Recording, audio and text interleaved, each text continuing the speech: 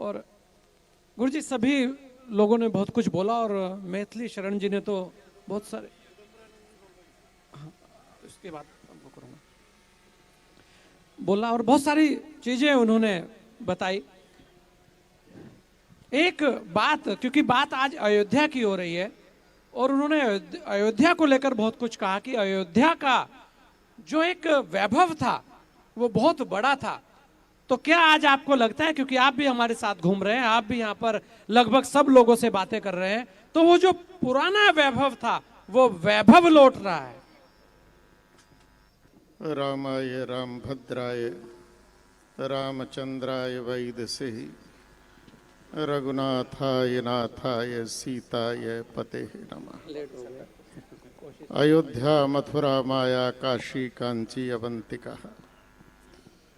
7 मोक्षदायिनी पुरियों में अयोध्या प्रमुख है और प्रथम है। भारतवर्ष में 7 मोक्षदायिनी पुरी हैं जहाँ मोक्ष की प्राप्ति होती है, उसमें अयोध्या को प्रथम स्थान दिया गया। और अयोध्या इस ब्रह्मांड का, इस संसार का प्रथम नगर है, बाकी नगर बाद में बसे हैं। और श्री अयोध्या ये धरती का भी अंग नहीं है, पृथ्वी का अंग नहीं है। मनु जी महाराज को जब ब्रह्मा जी ने आदेश दिया सृष्टि का विस्तार करो, तो तब श्री मनु जी महाराज तपस्या करके भगवान के साकेत धाम से श्री अयोध्या जी को धरती पर लेकर आए थे। इसलिए भगवान ने कहा, अवधपुरी सम प्रिय नहीं को, और यह प्रसंग जानहु को। कि मेरे को 4 युग में केवल त्रेता युग एक ऐसा है कि जिस युग में मुझको मेरे साकेत धाम का जो मेरा निजी भवन है वो मुझे मिलता है। अतिशय प्रिय मोही यहाँ के वासी।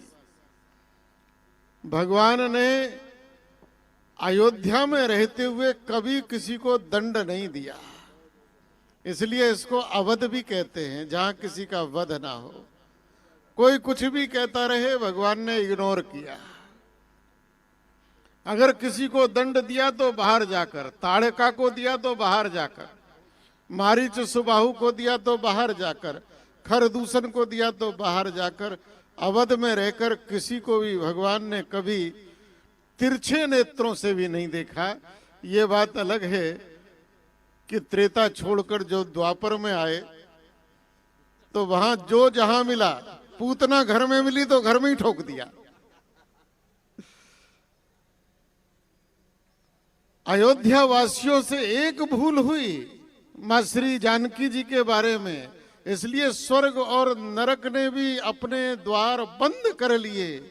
लेकिन भगवान का संकल्प था कि अवधपुरी सम प्रिय नहीं कोई, अतिशय प्रिय मोही यहाँ के वासी। भगवान ने अलग से एक लोक अवधवासियों के लिए बना दिया। अयोध्या भगवान को इतनी प्रिय है, जो परमात्मा श्री राम को इतनी प्रिय नगरी हो, उस नगरी की बात ही क्या है। आखिर कोई तो बात होगी, इसीलिए भगवान को प्रिय है। और भारत में कुछ नहीं बदल रहा, ना भारत बदल रहा, ना प्रदेश बदल रहा, ना अयोध्या बदल रही। बदली तो बीच में थी, बीच में ऐसे बदल गए थे जब हम सन 90 में आए, 92 में आए, 90 से पहले भी 1-2 बार आए। अयोध्या में घूमते थे तो डर लगता था कहीं पुलिस वाले डंडा ना बजा दें, कहीं गोली ना चला दें, इतना भय रहता था। लेकिन आज पुलिस वाले आगे आगे, महाराज जी आइए आइए दर्शन दीजिए कीजिए, आइए आइए महाराज जी। वही अयोध्या है। तो आज भारत बदला नहीं है, बल्कि भारत जो कभी था, जो परम वैभव के शिखर पर था, आज भारत मोदी जी के नेतृत्व में उसी पुनर्भारत की ओर जा रहा है। आज उत्तर प्रदेश आखिर कोई प्रदेश रहा होगा, उत्तराखंड अब अलग हुआ है, लेकिन जिस प्रदेश में भगवान बद्रीनाथ हो, केदारनाथ हो, अयोध्या जैसी नगरी हो, मथुरा हो, काशी विश्वनाथ हो, जहां स्वयं भगवान ने अवतार लिए हो, आखिर उस प्रदेश का कोई तो वैशिष्ट रहा होगा। हमारे योगी जी ने हमारे यहाँ कह रहे हैं कल की भगवान का अवतार भी प्रमोद कृष्णन जी यही होगा, उत्तर प्रदेश में। तो आखिर इस प्रदेश का वैशिष्ट रहा होगा, और आज योगी जी उसी वैशिष्ट की ओर उत्तर प्रदेश को लेकर जा रहे हैं। ये जो कुछ लोग जो बहिष्कार कर रहे हैं कि हम और प्राण प्रतिष्ठा समारोह का बहिष्कार करते हैं, अरे भैया, आज तुम प्राण प्रतिष्ठा समारोह का बहिष्कार करोगे, कल को इस देश के राम के दीवाने तुम्हारा बहिष्कार कर देंगे। क्यों तुम इस भूल में पड़े हो?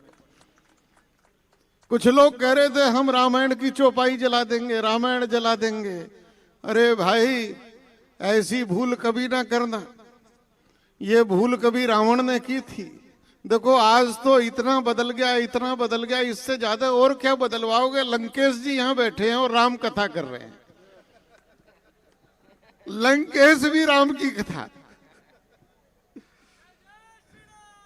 किसी समय रावण ने भूल करी थी हनुमान जी की पूंछ में आग लगाने की। वो रामायण की चौपाई में आग लगाने की बात कर रहे हैं। अरे हनुमान जी की पूंछ सत्य है, शाश्वत है, यथार्थ है, सनातन है, उसका कुछ नहीं हो सकता। लेकिन रावण ने भूल करी, अपनी लंका जला ली। ये जो रामायण को जलाने की बात कर रहे हैं, रामायण तो शाश्वत है, तुम्हारे जलाने से क्या होगा? राम तुम्हारे नकारने से राम नकार नहीं जाएंगे। राम तो सत्य है, सनातन है। तुम मानो तो भी राम है, ना मानो तो भी राम है। तुम्हारे मानने ना मानने से श्री राम पर फर्क नहीं पड़ता। लेकिन तुम अगर राम की सत्ता को जलाने की बात करोगे, अपनी लंका। और एक बात अंत में मैं कह रहा हूं, जो राम का हुआ वो देखो आज सत्ता के कहां शिखर पर बैठे हैं। और जिन्होंने राम का विरोध करा, उनको बेचारों को रास्ता भी नहीं मिल रहा कि किस रास्ते को हम चलें, कहां पहुंचे, कहां जाकर गिरे, कहां जाकर पड़े। समय रहते राम के हो जाओ। राम के हो जाओगे तो सारी की सारे जितने प्रकार की समृद्धि है, वो सब समृद्धियां तुम्हारे साथ जुड़ जाएंगी। तो यानी राम की ये अयोध्या बदल रही है महाराज जी। आपने कहा बदल चुकी है। यूपी बदल गया, सब कुछ बदल रहा है। और अभी तो देखते रहो क्या क्या बदलेगा जी। अभी तो जो राम के विरोधी हैं वो भी एक ना एक दिन बदलेंगे जी।